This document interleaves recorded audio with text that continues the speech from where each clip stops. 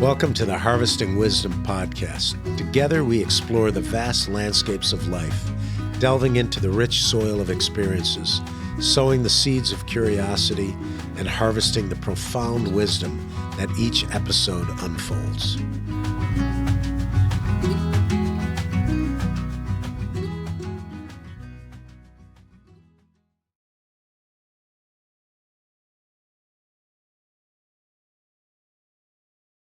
Welcome to another podcast with Harvesting Wisdom. I'm your host, Mike McMahon. Today with me, I have a special guest from ASU, Drew Enigk. Enigk? Yes. Enigk? Older, Enigk, new Enigk, German? yes. Okay. And you are the associate director now of a department over there, and it's the natural sciences. Mm-hmm. Yes. Okay, that's great. Welcome to the show, and thanks for coming.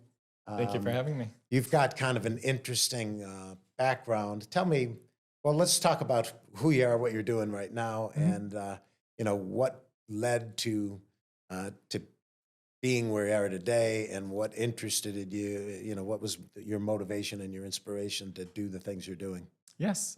So I'm currently the associate director of development. So I got into the field of development originally out of my Ph.D. Starting at Desert Botanical Garden. Got some experience there working with corporate partnerships, and then recently moved over to ASU with the College of Liberal Arts and Sciences. And I am helping bring in money through the foundation and support for the programs in the natural sciences, working with donors, alumni, corporations, foundations. So working a lot, really closely with faculty to learn about the research and translating that for donors who are interested in it. Okay, great. So where did you go to school? Where did you grow up? Yeah, so I grew up in Cincinnati, Ohio. Okay. Went to Ohio State University for my undergrad degree, and I studied animal behavior. And then that led me along a path toward the University of New Mexico. For my master's and PhD, I studied evolutionary anthropology.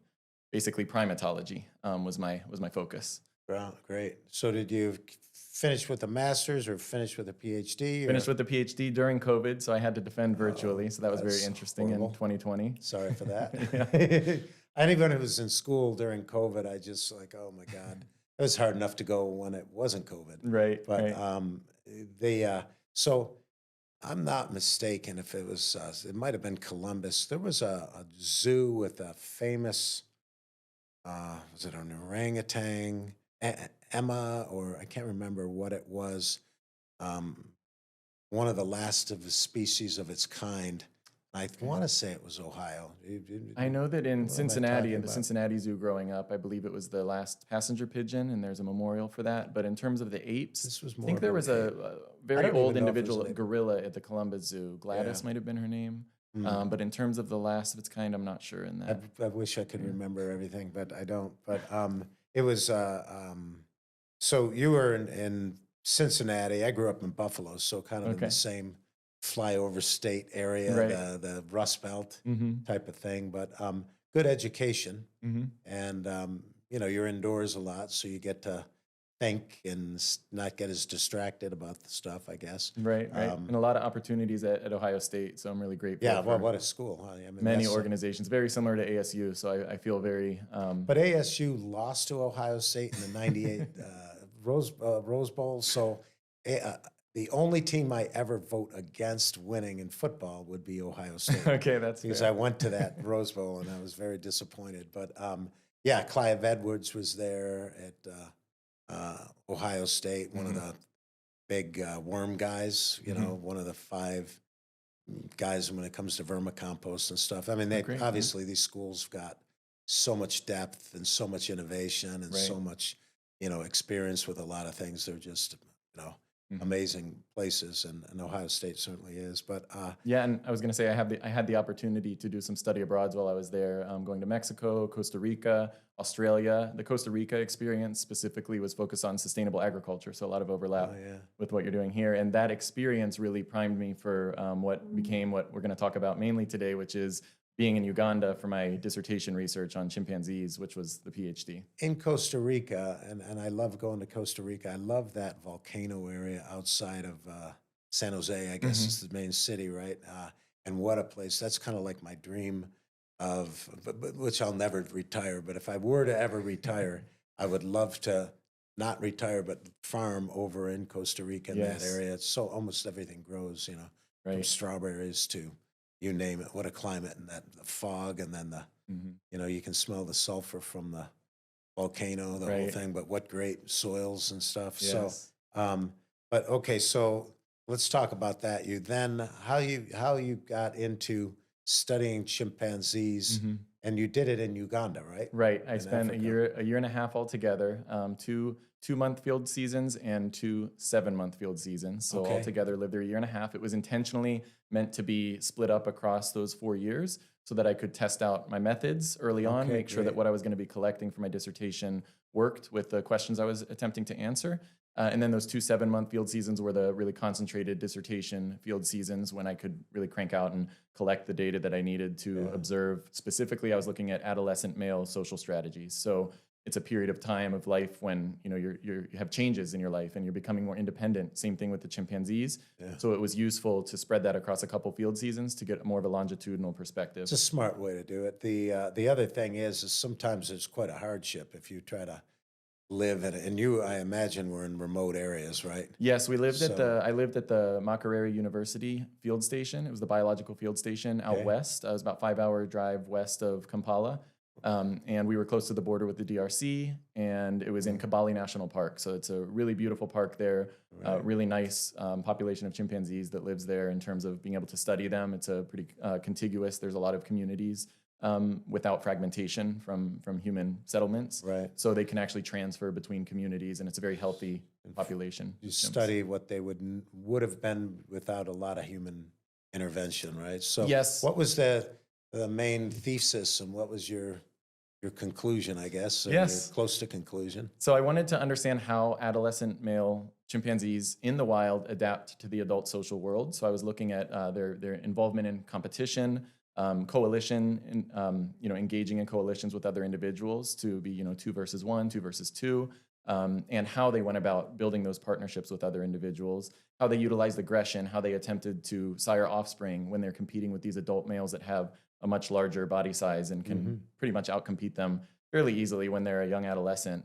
And I wanted to understand, are they making the best of a bad job during that time, or are they attempting to be like an adult male, but kind of failing at it in many situations when they get out competed? And conclusion was that they do appear to be responding to the competitive constraints socially that they have and physically, and utilizing an alternative strategy that allows them to find success, whether that's with offspring or their dominance rank during that specific period of life when they can't quite yet compete at the adult level. So they kind of learn adaptivity, Right, they're adapting to because their they situation.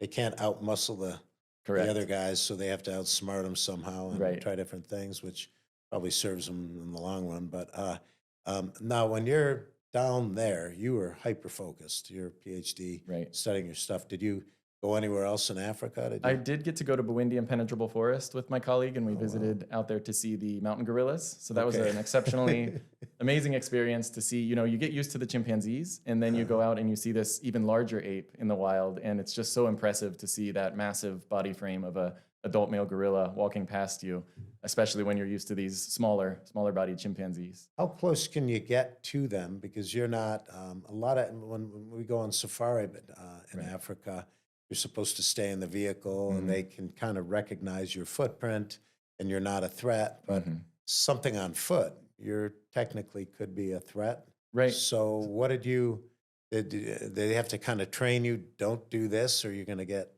Right, that's a really killed important day question one? to make sure, mainly to avoid having any respiratory illness that we have from transmitting to them or vice versa. We have a lot of shared genetics, so that's one of the things we're really conscious of.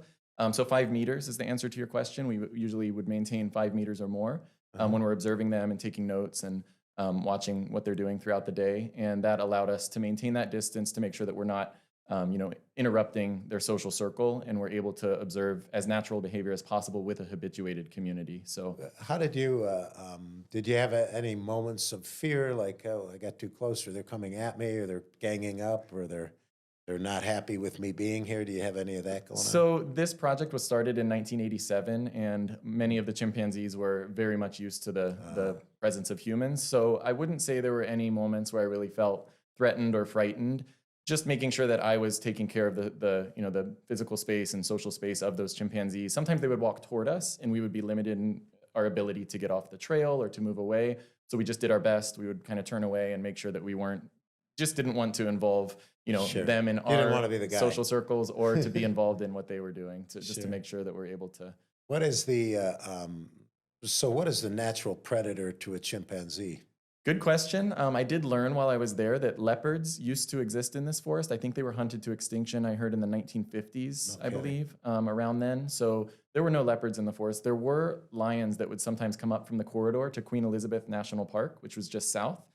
So some of those times big when cats, basically. big cats, mainly big cats. I've seen an interaction between a chimpanzee and a group of chimpanzees and a wild elephant, and they respected each other's space. The elephant just stood there and the chimps walked around it. So I think there's some understanding there. An elephant is not out to get chimpanzees. It's not going to eat a chimpanzee, but they could definitely harm a chimpanzee if it was in the way, if the elephant was aggravated. So that's basically it. Nothing else. And the snakes don't get The snakes are the one thing I would say. That's a great point. I did see the group of chimpanzees once they came across a rhinoceros viper, and that was a really fascinating encounter to see. It was about 45 minutes to an hour and a half that they were in that area. So I was surprised they didn't just, see the snake and move on. They actually stayed close to it, and I'm wondering if that was, an adaptive behavior to make sure that you can keep your eye on where it is. Yeah. They did also find a second one in that area, and I learned from the Ugandan field assistants out there that they're usually spotted in breeding pairs, these pit vipers. So the rhinoceros viper, they found the second one, and that made me equally fascinated. Made me wonder, did the chimpanzees?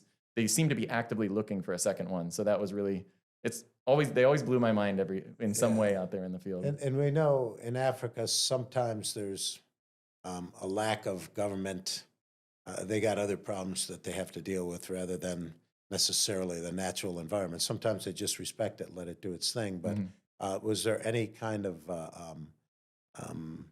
ideas of the government bringing back in like leopards or anything like that? I never heard about the leopard topic in particular. I never heard any word about that. I will share a little bit about it. So this part of the forest that I was in was on the boundary. So I was in the northwest boundary of Kibale National Park, and it had been logged back, I believe, in the 90s. So there were some trails that had been cut, that secondary forest that was still growing. So it was segmented a little bit. Yes, and it had changed a little bit about how the community could use it in the past versus now, being strictly, research and other projects to make sure that they were protecting that space. And that was through the Ugandan Wildlife Authority, did a great job of protecting the area. And yeah, there were some efforts to make sure that some of that secondary forest could continue growing and become some of that nice primary forest that's essential to maintaining a healthy chimpanzee population. Yeah, I was in. I go to Africa every year, but I was in Kenya. Okay. And I slept right next to a leopard. Really? Like where you are, me. Okay. What it did was we were in our tent, and I knew there was something going on because you can hear all the wildlife and the chimpanzees, which would normally jump on the roof and make noise all the time, but everything went crazy for a while, and then it vacated, and I knew there was something there, and it's just this big animal leaned against the tent where you are. Really? And my bed was right here, and I was, all it is a canvas tent. That's what I was wondering. But weird as it is, they either respect the tent or they just can't penetrate it because it's taut. And, I guess if it had taken its claw and did that, I could have been breakfast, but, didn't seem to. But then I was wondering, well, how long is it to stay here? But I was there almost all the night. Wow. Then in the morning, but, I just fell asleep at some point. What an experience. Okay. Yeah, it was kind of crazy. And then I said, to the rangers that patrol that area, it's like, was there a cat last night? And oh, yeah, it was a big leopard. It's like, yeah, okay. Kind of crazy, right? You had the most up close and personal encounter. Well, no, I never saw it. Really saw it. Right? I could hear it, and I knew it was there. But right. So yeah, we go in and we do. And interesting enough, we have an eco tourism trip lined up, 2 of them this year for the first time in Zimbabwe. Okay. So, and I don't know how much travel you did. Did you go down to South Africa? Just briefly went into Rwanda to come back to renew my visa, but beyond that, didn't spend any other countries outside of Uganda. just because I was so focused on my research, I had to, stay pretty tethered to Right. Uganda during that specific focused field time. And then, when I go back, it's, teaching classes, being Yeah. a teaching You'll have to. assistant. Do you have this any semester. interest in going back to Africa? I definitely do, yes. So we have, this thing is coming up this summer, and then in the fall we'll have 2 trips. We partner with Run Wild Safari. Arnold and Tiki own that, and really something you'd like, because we kids, for it's only like $3,900. I think we underpriced the heck out of it, but it's mostly for college kids, but also for somebody who can bring college kids for free. Yes, they can go, and and then we have an adult trip too that they can go on, but. We've treated it like an expedition. So you can get an app. We've created an app for the phone, and first thing we do is fly people from. They usually are coming from Johannesburg, but you come into Bulawayo. Okay. And Bulawayo is kind of this cool old city that hasn't changed since the colonials left like 40 years ago. But there's a great store to get safari stuff. So it's like maybe REI times 10, and you can get handmade stuff. You can get buffalo belt and elephant belts for $20. You can get handmade shoes. They literally, if yours doesnn't fit, within a day or 24 hours they can make your stuff. Wow, quick turnaround. Really great stuff. But so we take people in there and say, okay, if you want gear for the trip, here's the place to get it. Don't buy it in the States. Get it here. It's a lot cheaper and a lot better. Right. And then there's an amazing natural history museum that you'd love. And it was built in the 50s. And again, not a lot of funding, not a lot of activity in there, but like every animal, every insect, every snake is stuffed. And there's a history of the mineralogy and the geology. And you can just I spend like days in there. But we take everybody through there and say, okay, take pictures, put it into your app, see what the animals look like, because when you go on safari, you'll probably see some of these, and it's sometimes, the animals are moving so fast you can't identify, or different antelopes look the same to you, or which one is that, or whatever. Right, a lot of antelope species. It's kind of cool to do that. And then there's also a seed bank there, a really cool seed bank that run by Ph.D. African women that really know their stuff, and they can tell you about all the different seeds and what's kind of, I guess, as native as you can find. Right, it's hard to say what's indigenous or endemic, anymore with anything. But they'll walk you through that, and then there's a couple of old ruins that are 300 or 400 or 500 years old that you can go and visit. So, and that area was where. Who was the scholar? Not Fulbright, it was Rhodes. Okay. That's the area he said is the most beautiful area on the planet. So it's kind of cool. And then we take them east and west to Victoria Falls, so you get to see the falls, which is like 7 times bigger, I think, than Niagara Falls. Right, I've heard. It's all natural, so you can kind of walk right there, and then both Tiki's family has 100,000 acres, so it's a huge piece near one of the safaris on one side of the country, and we take people in there for a night or two, and he's got 50,000 that he's turned into a conservatory, right? And he rewilds. So it's one of the only people on the planet who's rewilding. Nobody even knows he exists. They don't advertise anything, but you go in and they have a little commercial industrial farming setup where they dammed up the river, and they're bringing in a new genetic of cow and cattle. And what's really kind of cool though is seeing, while you're there, zebras and warthogs in the fields with the cows and the whole thing. And very interesting. it's just really a great experience, and you love that. And you'll see chimpanzees there too. Wow. So you get kind of a kick out of it. So yeah, I'll give you more info on that. But so anyway, flash forward. You got the PhD. You came back. Where did you go next?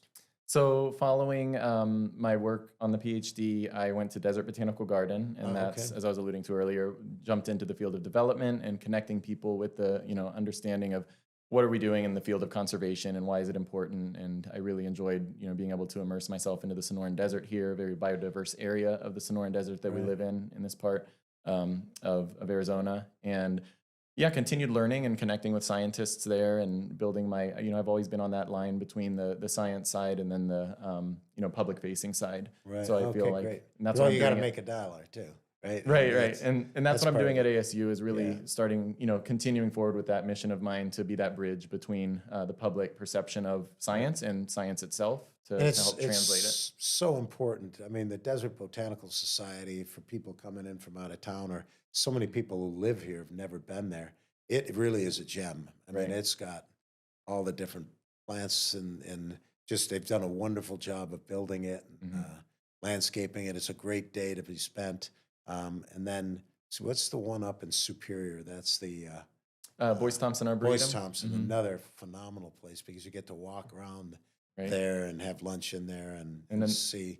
another organization I'm involved with is Desert Abundance, which is we just became a 501c3 just recently in recent Uh-huh. months, and it's on the grounds there right next to Boyce Thompson Arboretum, and we're working That's to great. develop a better understanding of native plants, drought tolerant plants, and how to spread knowledge of that to the local community. Right. That's what, when I started in Arizona years ago, I had no intention to become a landscaper, Hmm. but I worked as a landscaper Hmm. for a golf course company doing irrigation, and then I worked for a company that started the salvage process. Hmm. So we've dug, and that's what we started with agave, and we've dug probably more trees or cactus and out of the desert, and I wasn't trying to learn, but and I've seen everything you can imagine, different snakes and Gila monsters, and Hmm. I know where each plant grows and how they grow in Right. bosques and their root structure and all of that. Only from a commercial standpoint, Hmm. but you have to learn it to do it. Right, and to Um, respect and admire what you're seeing. I was going right, to say right. earlier about like having the individuals out in that in Africa that you were describing to learn the species before the safari, and I had a similar experience when I was in Uganda looking through the reptiles book, and I actually identified a snake that I had seen that had a fairly small range called Jameson's mamba, Wow. and I'm glad that I knew what it was because Yeah, it's not a good yeah. snake that you want to come across if you don't want to step on it, which my boot was about to go toward it, Yeah. so I paused, came back, and it went on its way, Yeah, thankfully. I did. I was walking course with, I think it was Jack Nicholas design course. Not even sure if that course got built or not, but we were walking through the desert, and I stepped on a snake, Hmm. and I thought it was a rock, Hmm. because they're camouflaged so well. But I knew when I stepped on it, this feels like a jelly donut more than a rock. And in my infinite wisdom, I just shot straight up. I must have gone up. I think I was up there 10 feet for about 2 minutes. Your whole life is there. And Right. I'm like, Everything slows then down for a moment. as I was up there, I was like, this is really not the right place to be because I still Want to got to be come down away. and not drop on it. But yeah, it's amazing how quickly Hmm. your blood can boil when you're doing that. But And seeing that reaction in the chimpanzees as well, what I really loved about my fieldwork was getting to get a different perception of humans and who we are, what it means to be human is the field of anthropology. So that was the focus of my PhD. My mhm. master's and PhD was evolutionary anthropology, looking at that from the lens of evolution. So the way that I designed my project, and what I took away from that is it trickles in every day, every few days, months, years. I just have an insight that reminds me, oh wow, okay, so humans do this, Yeah, yeah. chimpanzees do that, and I didn't mention, but prior to the chimpanzee project, I worked. I studied the bonobos, another ape species Hmm. closely related to us, at the Columbus Zoo for a couple years. So that was my undergrad honors thesis. So I've now been able to study our two closest genetic relatives, and it's really an amazing position. I'm really privileged to be able to be in this position in my life now, to have had so many years spent studying our closest genetic relatives, It and gives now you a getting different to. perspective, It really does, yeah.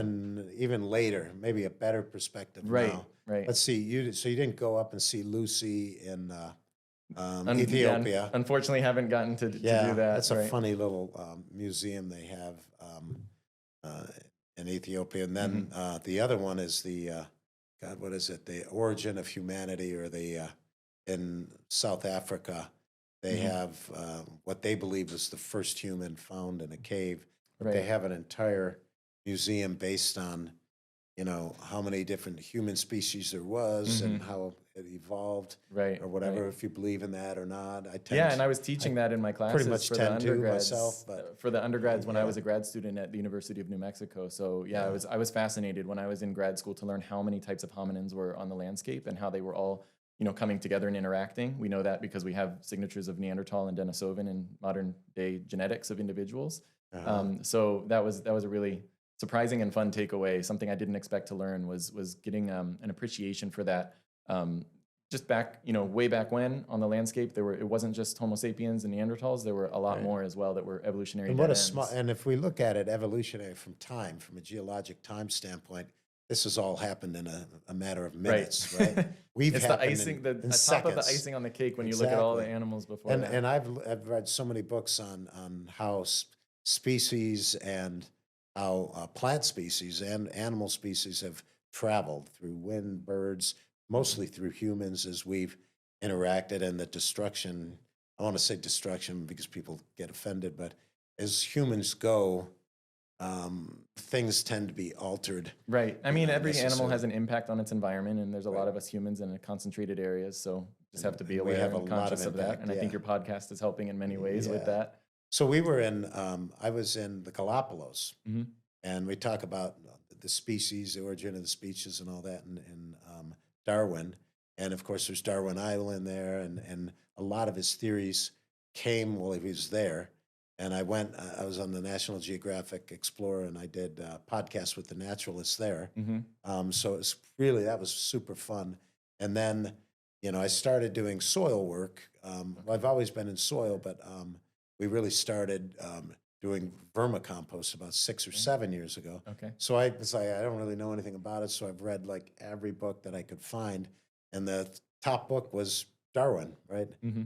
His book on denutation. And what was interesting is that even though he did the whole origin of the species, and he wasn't the only one, there was other people at the time, and he just, Right. Right. kind of got the light bulb and wrote Hmm. about it. But his mostly what he did in his life was studied worms. Okay. It's like crazy, right? To Right. see the parallel, but it's the same fascination or curiosity about um, any species, right? And Hmm. humans are just one species, but Hmm. we certainly have been involved with lots and lots of stuff. And that was one of the questions I had on chimpanzees. Um, the theories that I've read about humans, what differentiates us from even other, Hmm. mammals like chimps and that kind of thing, Hmm. is this concept of cooperation. Hmm. Humans technically cooperate. Now, it's been said that there's other animals that do that as Hmm. well, and even birds. I've heard there's some that Right. where they feed themselves, right? So Hmm. when they're flying thousands of miles, um, the adult birds keep some food sitting there in their body, um, and when another bird is getting fatigued or exhausted, or a younger bird will actually go in. It might sound a little disgusting, but they'll actually vomit up a little, Right. Yeah, and that's those other fascinating birds will eat it. adaptation. Right. So showing cooperation, Yes. Yeah. right? Which is the fascinating. So what from that um, mammals, which ones are the closest to humans? It's not. Is it the So, I chimpanzee? mean, No, yeah, there's different ways you can look at it. Genetically, the chimpanzees and the bonobos are closest, and they share a lot of the similar ways that we're equally, we're able to compete, we're able to as well cooperate, uh-huh. and that's always the question: is how, in a given moment, are a given group of humans going to compete or cooperate with another group? It's the same way with the chimpanzees, and a lot of the research right now is understanding a lot more about how the chimpanzees are within a community. It's about 50 to 100 individuals, say, for example. Ours was about 60 Uh-huh. chimpanzees, how they're cooperating so closely when they come across the boundary of their community, when lethal aggression occurs between chimpanzee communities. So they're one of the only other species than humans that That have will this kill each form other. of organized warfare, essentially, like Yeah. quietly listening and attacking the other group when they outnumber Interesting. them. Yeah. And yet they're able to they compete regularly among themselves. So that's some of the current research questions, is understanding those switch points and the social situations that predispose a given chimpanzee to cooperate or compete. Well, you're talking about societies organizing, right? So you're starting, it's not kingdom, but you have families that Hmm. start, right? And then the hierarchy of that family, whether it's a matriarchal or patriarchal. Um, but we get to the point where the family size is too big, then we Hmm. start going into kingdoms, Hmm. and then we need to start getting representatives, right? And Right. we go now all the way into governments where Hmm. we now have, presidents and kings and all that stuff. So um, we are able to move to those higher levels where other animals naturally do it, but they Right. It's a you don't have a country of 20 different tribes of Right, they chimpanzees that do are split organized, apart, right? and that's something that we've seen a couple times, most recently with the Ngogo chimpanzee community in When they Kibale just get National too Park. big. They got so big that they split into two and started warring with each other and attacking each other. And there's a lot of research looking back at the data that was being collected at the time that maybe the researchers started to see inklings of this, but didn't know that it was actually going to end in a full fission. So that has the occurred. It's rare. precursor. We've only seen it a couple times in all of the years of studying all the chimp communities that we've been able to habituate. It hasn't happened as long as ours has been studied. But that's a great point about these nestings of humans being able to Well, sort of again, nest it's these hierarchies 87 within to a given. now is what, 40 years, It's 50 years? blink of an eye. It's Yeah, like chimpanzee nothing. can live longer than that. Right, So right, a given right. chimpanzee can So live to you've their got 60s. generations that you have to see this in, but it is Right, interesting to see that it's already happened, right? So, right, right. okay, I can go on and on and on about all of that forever, and we are starting to get the hook. But so so right now you're at ASU. Hmm. You went from the botanical group to now ASU, Hmm. and you're in natural sciences Right, which is a great right fit now. from what I had studied previously at Ohio But you're State. you're trying to do more or less fundraising. That the reality of what we do is that there's money that's needed, right, Right, to a lot of study and programs that research. need support. Why it's so important to Hmm. get um, alumni and people to donate to causes that they feel resonate with them. Hmm. But it is really kind of an important thing. And again, what separates humans from other species is that we are at that elevated level in which although we at times look like children or look like the dumbest species on the planet, the reality is we are able to perpetuate this field of knowledge, gathering, right? Hmm. Um, and it's one of those deals where it's kind of it's not always a linear progression, but so how have you been? How does that work? Because you're a big institution, I'd Hmm. imagine. People see how innovative ASU is Right. and how much they're growing, and you have a choice: do I put the money here, or do I put it into a small school somewhere else that Hmm. might not have this ability to affect or change the world? Hmm. And I think you probably got a fairly easy job with ASU because there's a lot of There are a people who lot of alumni, understand, a lot of people who went through these programs, right? and my job is to make sure that I'm communicating what is the current research being done in an area, what are the next stages of that individual's work, that faculty member's work And that why it's perhaps was important, right? a teacher that a given alum had when they were in school, and helping translate that so that these alumni can stay connected to these programs and in partnership continue to help support that. It's not just we're not just looking for money, we're looking for that relationship Right, right, building right, right, to right. bring them into the mission, to help all of these voices can help Yeah, the we need university people who excel. are interested more so even than the money, because a lot of times there's no correlation between a new discovery or something and the money that was put into it. It was just maybe one person who dedicated their life and saw something other people didn't see Mhm. that made a lot of changes. But it's certainly having money and but the idea of keeping things front and center. Mhm. This is one of the things we're doing with the environmental, not just this podcast, but our film festival, Mhm. which we have. Have you going to the film Yes, I've festival? gotten to see some of it. Yeah, Okay, two different great. events that I've been able to. So we have the VIP dinner coming up, Mhm. which will have a lot of people and we'll pre-screen. But uh, and we just did one over at GCU, but this one will show a lot of the premieres. We got a lot of great premieres out there Mhm. coming up with the big movies. And then what I find the best is the young kids, high school, even grade school, I think, Mhm. in high school and college. where they're creating documentaries, doing something similar. Well, one kid took his semester project was to study illegal dumping. Right. There's another gal who worked on a landfill site where 16,000 people living in it, but there's a ton of them here, even in Phoenix. So it's great to see people working on research and keeping that alive. And I think it's important for people to see it's still there, Right. because a lot of times we forget. We think our food just comes from a grocery store. We don't think in terms of what's happening on the planet. Right. And this is a great way to connect that. So, and I feel that education component and that awareness is so key. And that's, I'm really grateful that I had this opportunity in Uganda for that year and a half. And one of my goals while I was there was connecting with the local community to share what I, was privileged enough to be out there in the forest studying these chimpanzees. Oh, yeah, great. And I really wanted to help inspire the next generation so that they could take, this process into their hands. Right. They're the best voices for Right, for they're these there forests. all the time, and They live next to it. They're the ones who are going to be shaping it. So I really wanted to share what I'm coming from a perspective of, I love studying animal behavior. I find them fascinating, and I wanted to share that enthusiasm with the individuals in those classrooms. And they may just be who could then get coexisting, inspired. right? They may just be coexisting, but without even paying attention. Sometimes you don't notice what's happening in your own backyard. Right, So, and we had educational events where we would show them the impact. We didn't discuss during this podcast here, but snaring is one of the wildlife traps the poaching traps that we face out there a lot for the chimpanzees.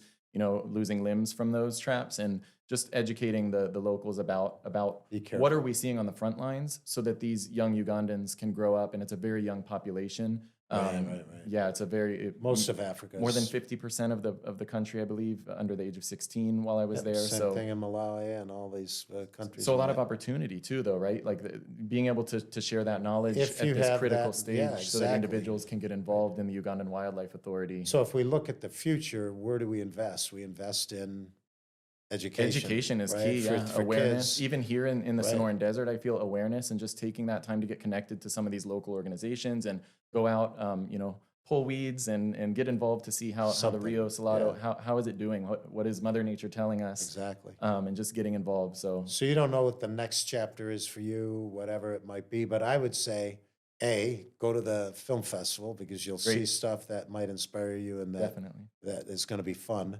But then maybe the ecotourism trip. That sounds very, Africa. I'd love to talk with you about that. Yeah, because Zimbabwe is the first one. We'll probably do one next year.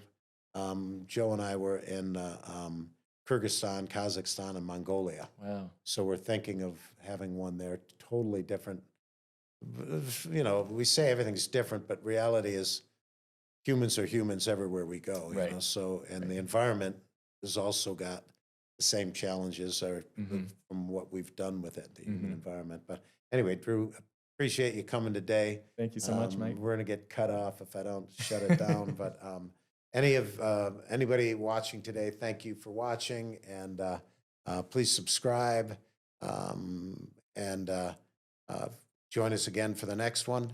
And thanks again, Drew, for coming today. Thank you, Mike. Have a great day.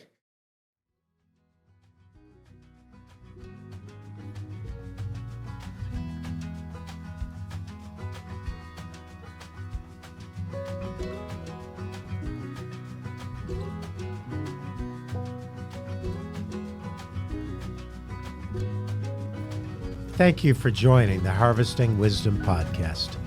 Click subscribe and like for ongoing insightful conversations. Explore our webpage for show notes and additional resources. Visit our guests' webpage for deeper insights. Your engagement is the foundation of our journey, and until next time, keep pursuing wisdom.